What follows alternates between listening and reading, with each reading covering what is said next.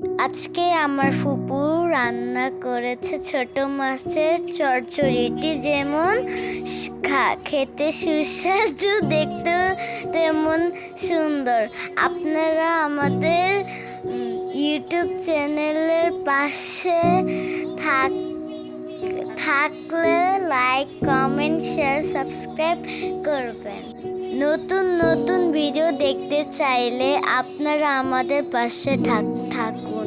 না হলো একটা আবেগ, না ভালোবাসা ও মনোযোগ সহকারে করতে হয়। এটি খেলে যেমন সুস্বাদু হয়, এই রান্না স্বাস্থ্যের জন্য খুব উপকার। আপনারা এই রান্না খেতে চাইলে সবাই ট্রাই করতে চান। আপনারা সকলে চ্যানেলটি সাবস্ক্রাইব করুন, পাশে